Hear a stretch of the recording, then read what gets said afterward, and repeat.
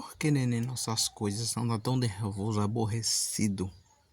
Se inscreva, deixa o like, que é o que mais a gente precisa.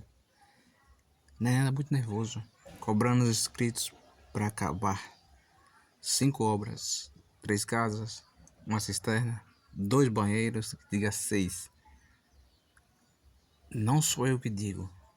Alguns dizem que ele está abusando da boa paciência dos inscritos. Eu não acho. Acho que ele se perdeu um pouquinho. Acho que tem que ter um cronograma.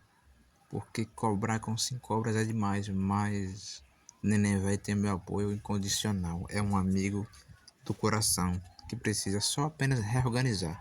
Mas muitos não acham isso. Muitos acham que é um abuso. Abuso com os inscritos. Ele bota a obra, pede pix adoidado. Muitos acham. Eu não acho. Neném, eu não acho. Mas muitos, infelizmente, acham.